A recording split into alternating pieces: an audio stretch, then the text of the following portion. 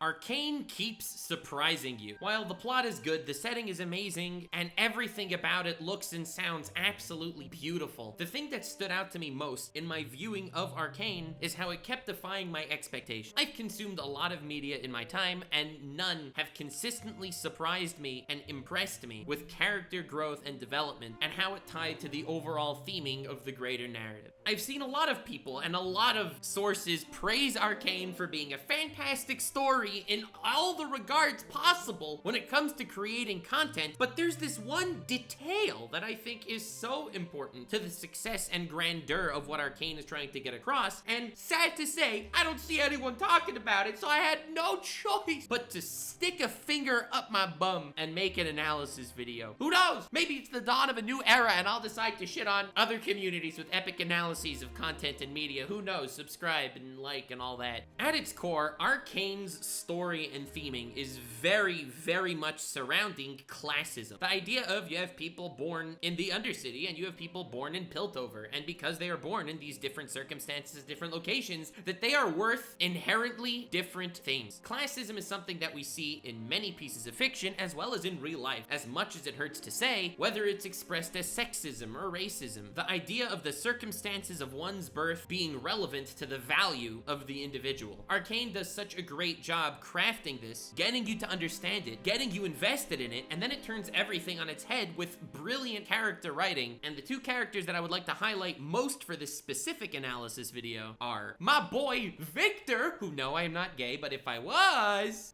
anyway, and the second one, Silco, the most underrated character in the entire story by like a landslide. Now, don't get me wrong, I love all the characters like Jinx and Vi and Echo, etc., etc. But I mentioned these two specifically because you could see the character writing in all of those other characters and the style expressed in how Victor and Silco follow their character arcs. In the last episode of Arcane, Victor says, "In the search of greatness, we stop doing good." His character was introduced as someone from the Undercity, someone who knows all the wrongs of society, someone that's lived through them, and someone that's continually haunted by them in how he's treated by every single person around. He works together with Jace on creating Hex Tech, which has the ability to create all sorts of weapons and open up technology to a completely new era where finally he can do something to contribute to how the world looks at everyone. And despite this, his morals never sway. When writing a character like Victor, I don't think anyone in any other media wouldn't write him as a villain. When writing a villain character, it's so important to give them a relatable raison d'etre, a reason to be bad. Evil for the sake of evil is the cop-out, arc anime villain writing style that so many people hate, and rightfully so. It's so annoying when a villain doesn't have a motivation to become a villain, because then you can't relate to them. Arcane is cool because there are no villains in the entire story, which is why Victor and Silco are perfect examples of this. Now, no one watching Arcane would even think Victor was a villain. However, let me give you a few examples in easy villain crafting for narratives. You have a story that's all about classism. You have a character who gets shit on in every corner of existence. He's a dude who's looked down upon because he was born in the Undercity. He's a dude who all of a sudden gets bad health problems. He's a dude who has infinite power right in front of his reach. And he says to Jace, "Promise me one thing, you will destroy the Hex Core." This is a character who was given plausible reason and plausible ability to become a villain, but he's someone who remained steadfast in what he believed in and flipped every expectation on its head, becoming basically the most ethical character in the entire story. Unbelievable as that sounds. Now, the reason why I mention him alongside Silco is because Silco is the absolute opposite when it comes to character progression, but it's the absolute same when it comes to expressing the values that Arcane was trying to promote, and the same writing style flipping expectation upon its head. He's introduced as a villain, unlike Victor, and he's given every reason by the universe to continue on his course. He took out his biggest threat, being Vander, in episode 3, and he turned the Undercity into a thriving metropolis. Yes, the bottom feeders of society get absolutely cucked over like everywhere else, but as far as he's concerned, he's the upper class. And not only that, he managed to be enough of a point of stress to Piltover that they were willing to sign away rights to the Undercity of being a free country. Everything he wanted in all of his dreams. But as he says in the final episode of the story, is there anything as destructive as a daughter? Wait, what? The guy that was roasting Vander, this like really good dude who was doing everything he possibly could to stop wars. And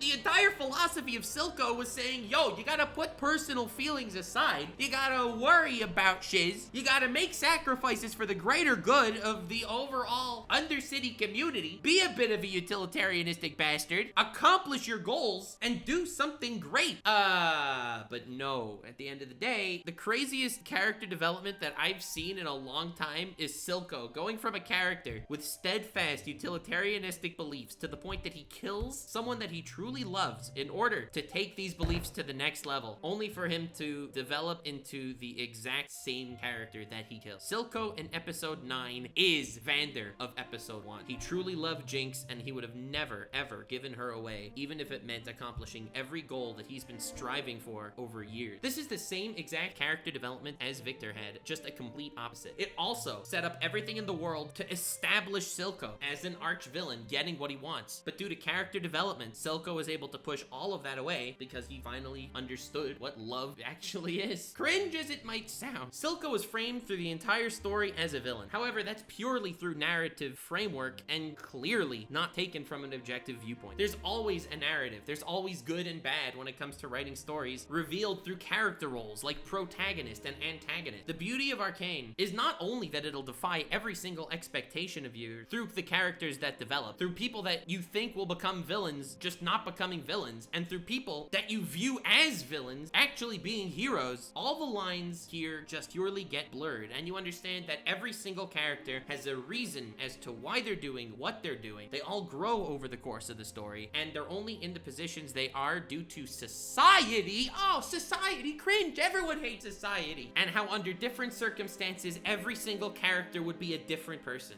The plot of Arcane to its core is a story about classism. And then you have all these other characters and developments and fantasy and mysticism and all this crazy development happening with political forces gathering and making alliances, backstabbing and fighting. But at the end of the day, every single character development is purely through this same exact classism that we've gotten to know, and that's been established from the very first episode. Jinx is only kooky because of what she experienced throughout the story, and it's the experiences that the characters go through due to choices that they make or due to circumstances beyond their control that crafts them into who they are. Yeah, the animation, the sound design, all that was truly amazing, and I loved Arcane for that as well. But the way the basic theme of Arcane plays out through every single character and every breath everyone takes in the entire world is just so freaking cool and worthy of respect. Which is why I made this video. Yes, I didn't make this video for you, you bastards. No, I made it purely for myself and because I was frustrated that the world does not understand Arcane. Moral of the story, we live in a society. I know, deep shit. Share this video around. Let me know if you want me to do more analysis type videos and random shiz that just I think the world got wrong. Stay weird, fam.